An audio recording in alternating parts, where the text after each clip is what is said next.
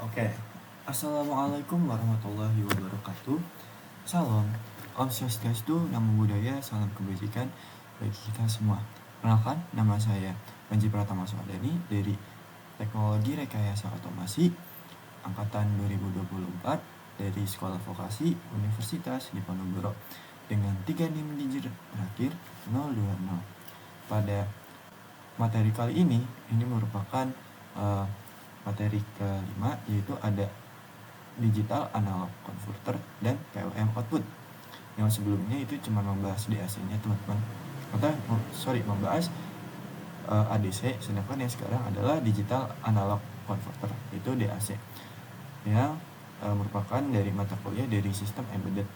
Jadi pada modul ini kita akan belajar bagaimana microcontroller menghasilkan sinyal analog menggunakan dua pendekatan, yaitu DAC, digital analog converter, dan PWM atau pulse width modulation, yang fokus pada konsep, parameter penting, implementasi praktis pada ESP32 dan STM32, serta teknik filtering untuk menghasilkan sinyal analog yang stabil.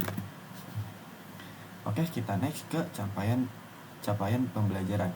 Jadi untuk memahami DAC atau PWM dan PWM, kita harus mengetahui landasan teoritisnya, parameter performa, dan trade-off cost-nya. Terus kita akan menggunakan DAC pada SP32 dan STM32. Terus mengimplementasikan juga dari PWM-nya. Terus membandingkan DAC versus PWM, seperti keunggulan dan keterbatasannya dan kasus penggunaan masing-masing. Terus menerapkan filtering seperti RC atau low pass filter ya teman-teman, untuk mengubah PWM menjadi pseudo analog dan pertimbangan desainnya seperti apa. Nah, kita masuk ke konsep dasar. Ini merupakan output analog dari microcontroller, yang mana di sini teman-teman dapat lihat DAC menghasilkan tegangan DC kontinu yang proporsional. Oke, saya ulangi. DAC menghasilkan tegangan DC kontinu yang proporsional terhadap kode digital, ideal untuk aplikasi yang membutuhkan sinyal halus dan presisi, misalnya audio, sensor reference, teman-teman. Ini bisa mengubah langsung menjadi tegangan. Terus juga ada presisi bergantung pada resolusi dan akurasi referensi ya teman-teman. Terus ada PWM, sinyal digital berbentuk pulsa dengan lebar pulsa variabel. Itu rata-rata tegangan V average bergantung pada duty cycle, memerlukan filtering jika dibutuhkan sinyal DC murni. Terus ada digital dan efisien. Terus ada fleksibel untuk kontrol daya dan efisien. Jadi inti perbedaannya DAC itu biasanya lebih halus dan presisi, sementara PWM itu fleksibel dan efisien. Oke, kita next.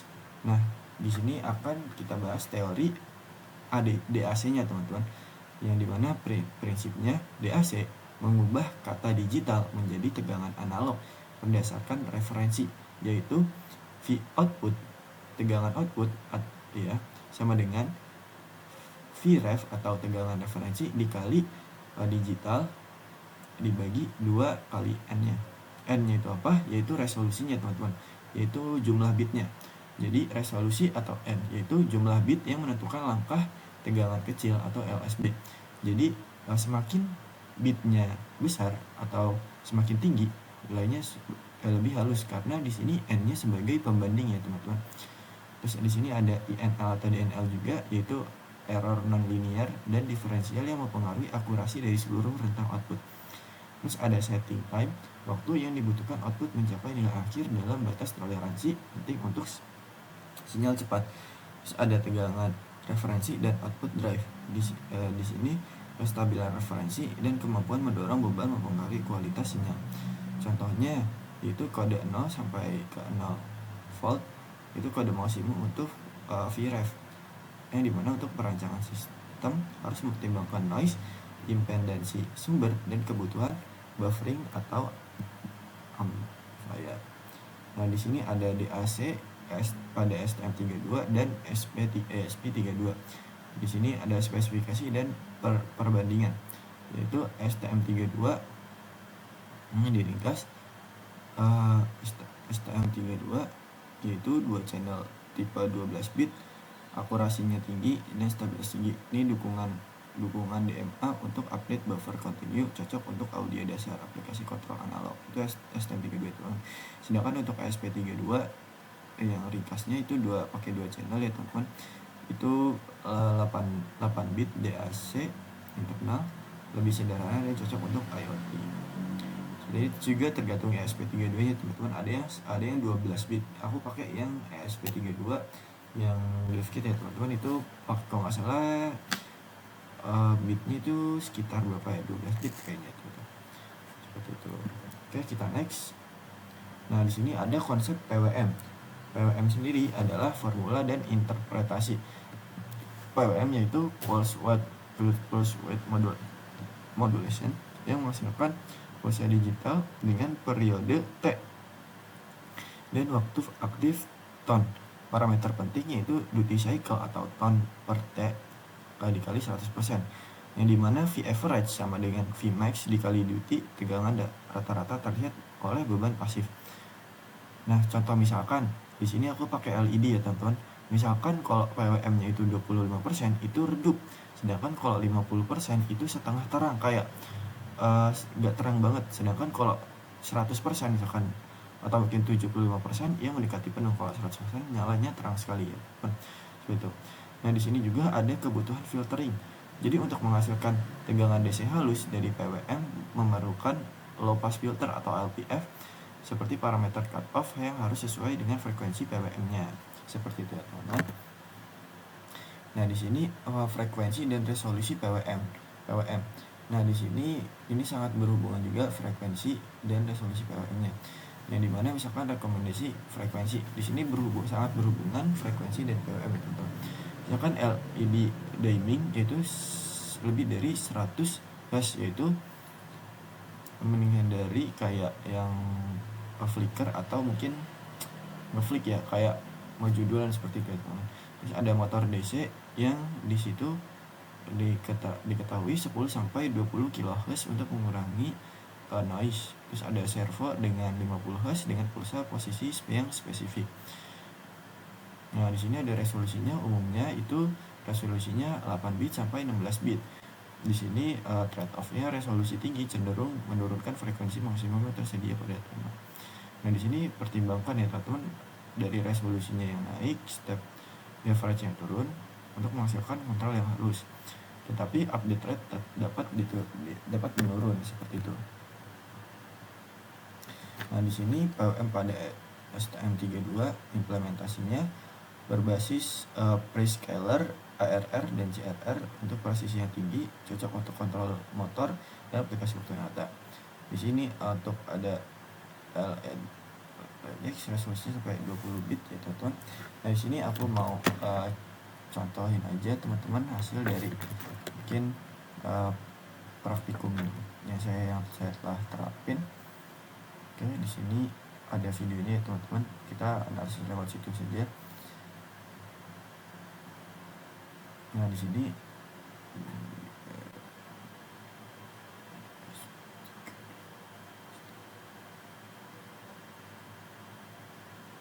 sini ada LED PWM-nya teman-teman. Di sini dapat kita lihat dulu seperti apa contohnya. Nah, di sini contoh dari yang dimana di sini merupakan dari duty cycle-nya seperti ini potensio. Jadi di sini yang dimana nanti kita akan mengatur nilai frekuensi PWM-nya. Di sini dapat dilihat duty cycle-nya. Di sini mengatur kecerahan dari LED. Nah, sayangnya teman-teman, jadi waktu saya hanya memvideokan dari tampilan dari VS Code-nya saja, karena di sini dapat dilihat teman-teman. Di sini bisa dilihat meskipun dia menggunakan serial monitor saja, di sini dapat dilihat teman-teman kecerahannya di sini berubah-berubah. Tergantung apa teman-teman? Tergantung dari nilai duty cycle dan potensiometernya. Di sini potensiometernya saya putar-putar teman-teman. Nah, di sini dimana ada kecerahan yang 57%. Nah, dimana duty cycle-nya itu cuman 2375. Nah, terus di sini ada nilai potensial yang sama teman-teman, 2375, yang artinya di mana potensial di sini ini mempengaruhi duty cycle-nya mungkin ya, mempengaruhi duty untuk mengatur nilai duty-nya seperti itu. Yang dimana nilai duty-nya sendiri itu maksimal di 4095. Nah, dimana dapat dilihat teman-teman, ketika nilai duty-nya itu sudah mencapai nilai maksimum, maka kecerahannya dia mencapai 100%, seperti itu.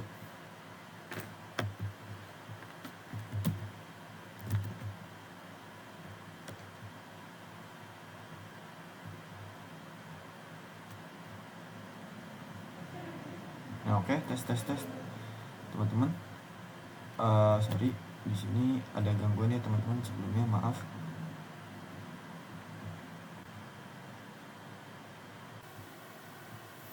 Nah, di sini teman-teman dapat dilihat jika teman-teman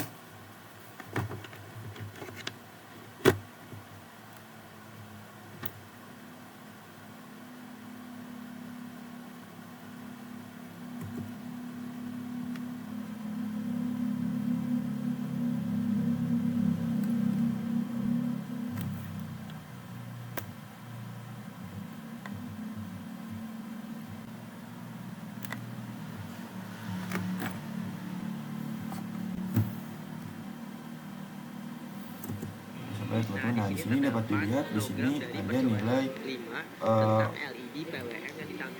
ini dan di sini ditambahkan ADC.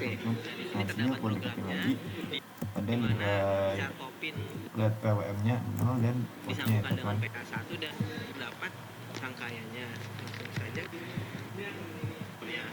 langsung saja kita ubah ke potensiometer. Nah, di sini nilai potensialnya aku putar-putarin aja. Nah, di sini akan, nah ini contohnya ya teman-teman, dia akan meredupkan lalu menyalakan LED hingga terang teman-teman, seperti itu. Nah, di sini dapat dilihat, nah di sini LED-nya mati.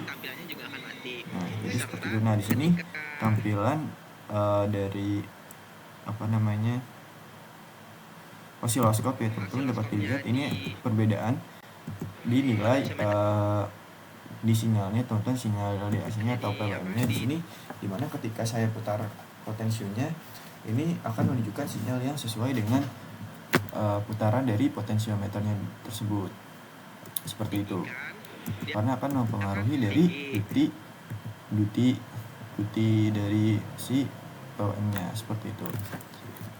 Oke, setelah itu teman-teman di sini juga aku mengontrol sudut yang dimana menggunakan ESP32, seperti itu. Nah, di sini terdapat percobaan yang ketiga, STM32. Nah, dapat dilihat di sini nilai sudutnya ya 0. Nah, di sini belum aktif ya teman-teman. Di sini kita lihat dulu dari servonya, di sini programnya seperti ini, servo filenya, serial filenya, dia akan menampilkan. Nah, di sini dapat dilihat teman-teman, ketika kita di sini menggunakan Arduino Uno untuk nilai 5 voltnya teman-teman, untuk mengaktifkan dari si servonya itu sendiri. Nah, di sini untuk dihubungkan dengan servonya. Di sini juga kita pakai osiloskop ya teman-teman. Jadi kita pakai osiloskop. Di sini aku next aja biar cepet. Nah, di sini kita udah compile, kita udah upload dan kita jalankan. Nah, di sini dapat dilihat dia udah mulai jalan teman-teman. Nah, di sini aku atur nilai potensinya, dimana ketika di sini kita lihat sekali lagi.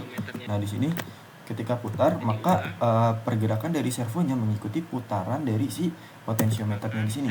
Nah, di sini kita lihat dia presisi ya teman-teman. Nah, di sini sudutnya 47, PWM-nya 67.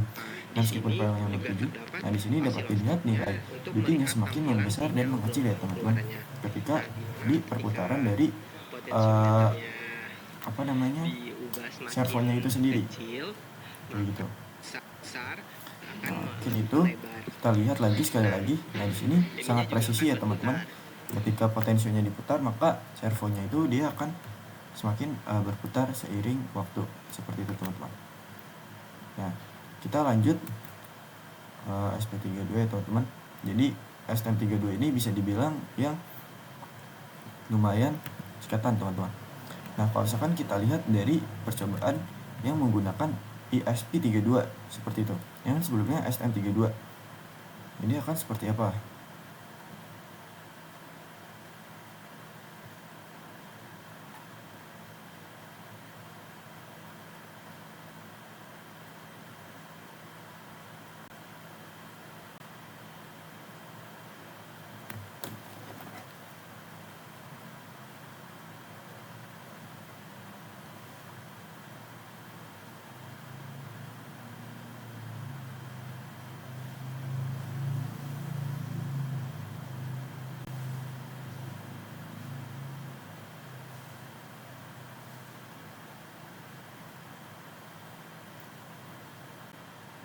Oke, jadi ini untuk percobaan pertama yaitu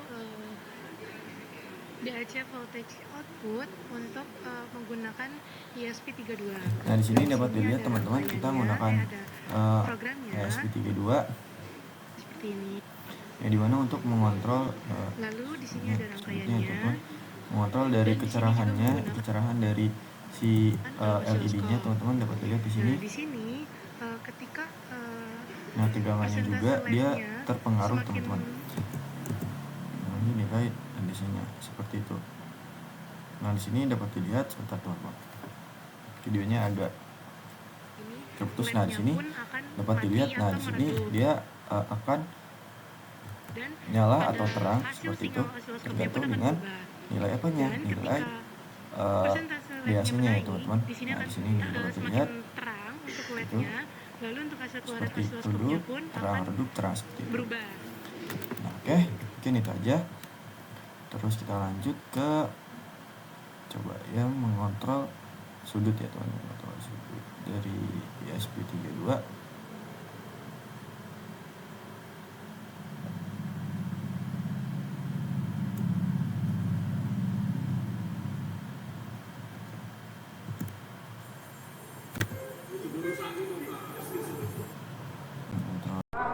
Oke, Mas Atar.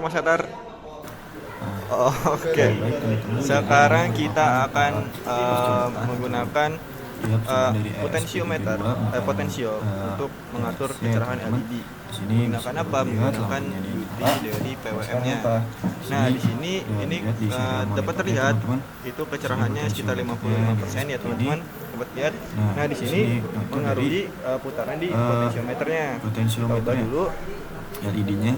Kalau dilihat kita mengatur kecerahan LED menggunakan Nah, ini mungkin karena kecerahan HP saya ya teman-teman, jadinya tidak begitu kelihatan ini gitu. Karena Nih kalau misalkan dilihat, ini nanti langsung berubah 100% ya. Itu teman-teman. Nah, misalkan kita masukin ke arah sebaliknya ya teman-teman.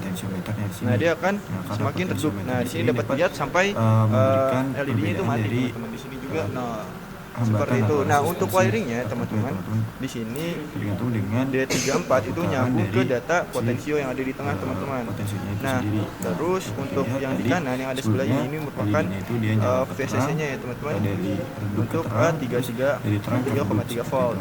Nah, terus untuk yang di sebelah kirinya di sini untuk nyambung ke GND. Untuk wiring dari LED-nya di sini ada nyambung ke mana ini? D18, terus GND, terus ke ya ini sampai ke GND melalui resistor ya teman-teman. Seperti itu. Nah, jadi mungkin itu saja yang bisa saya sampaikan untuk video kali ini. Nah, di sini juga dapat dilihat berapa menit Kak, videonya? Berapa?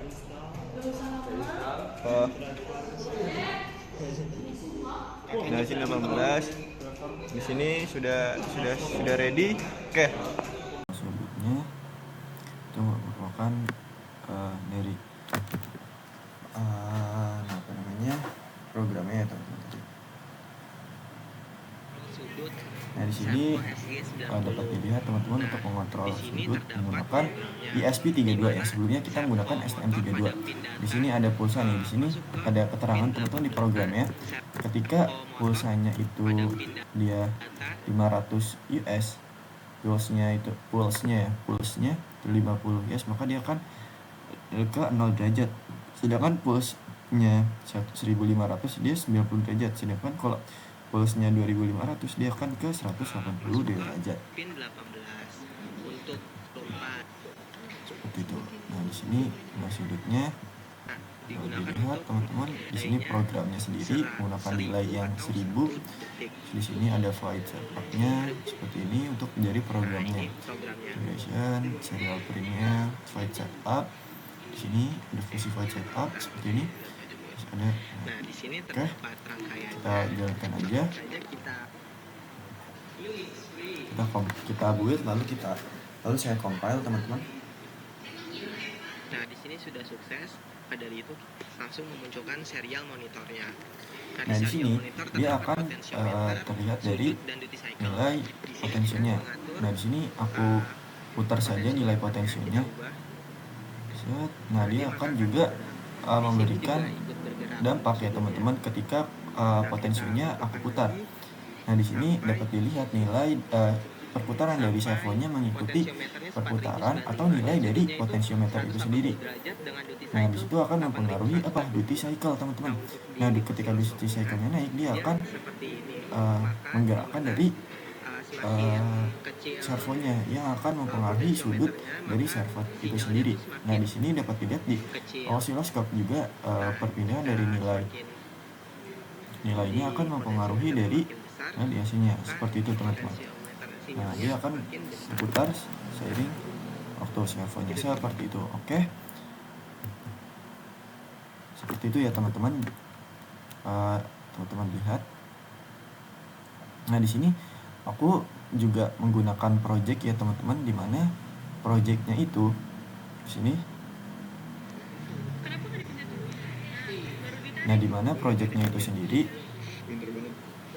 Oke, kita akan menggunakan nilai ADC yang dimana di sini aku menggunakan suhu threshold yang dimana aku menggunakan sensor DHT22 atau sensor suhu. Terus dimana di sini ada suhu aktual. Terus dimana dia akan menyalakan LED ya teman-teman, seperti itu. Jadi ketika misalkan suhunya mencapai suhu tertentu, lampunya dia akan nyala kedap-kedip seperti itu. Nah, di sini untuk programnya ya teman-teman seperti ini. Project yang dimana kita menggunakan suhu sensor suhu di kita akan menyalakan warning alert. Nah, di sini LED-nya udah kedap-kedip ya teman-teman, tapi dia masih yang normal. Nah, di sini nilai di sini kedap-kedipnya dia akan berubah ya teman-teman, tergantung dari nilai suhunya. Suhu itu sendiri di sini yang akan mempengaruhi nilai ADC-nya. Seperti itu teman-teman. Nah, oke, kita balik ke materi. Nah, jadi aplikasi PWM dan teknik konversi ke PSU DAC. Ini ada yang pertama LED dimming. Ini kontrol kecerahan dengan duty cycle, frekuensi lebih dari 1 kHz untuk menghindari flicker yang terlihat. Terus ada motor DC. Ini bukan motor DC sebenarnya. Ya, untuk kecepatan, menggunakan kecepatan. Tapi di sini aku tidak menggunakan motor DC pada praktikum kali ini, teman-teman. Aku menggunakan servo yang dimana tadi teman-teman bisa lihat di situ aku menggunakan kontrol pada sudutnya ya teman-teman, seperti itu, menggunakan potensiometer. Terus di sini ada nilai PWM menggunakan RC filter biasa seperti itu. Nah, jadi perbandingan atau bisa dibilang kesimpulan untuk memilih kedepatan yang tepat. Nah, di sini ada DAC, keunggulannya itu outputnya halus dan cepat, stabil, cocok untuk audio dan aplikasi analog yang presisi, butuh referensi tegangan yang stabil dan buffer output. Terus ada keunggulannya, di sini dapat dilihat PWM. Kalau misalkan sedangkan dari PWM sendiri itu sangat fleksibel teman-teman, efisien pada switching dan mudah diimplementasi di banyak channel, bisa dikonversi menjadi pseudo analog dengan filter seperti itu. Terus ada pertimbangan desain, pilih DAC bila presisi dan linearitas kritis. Pilih PWM untuk kontrol daya banyak channel atau efisiensi.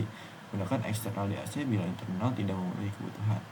Terus misalkan rekomendasi praktikum mulai dengan contoh sederhana seperti STM32 DAC dan SP32 DAC.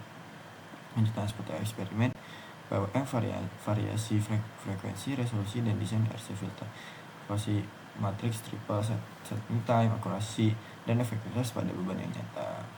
Kesimpulannya bisa aku singkatin, itu tidak ada satu resolusi untuk semua. Jadi pemilihan antara DAC dan PWM harus didasarkan pada kebutuhan aplikasi, presisi versus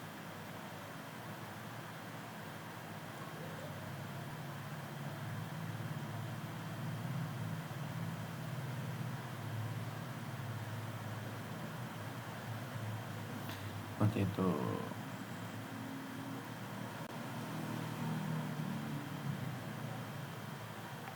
Evaluasi untuk kebutuhan desain yang masih pengukuran. Seperti itu ya teman-teman. Mungkin itu saja dari saya. Wassalamualaikum warahmatullahi wabarakatuh.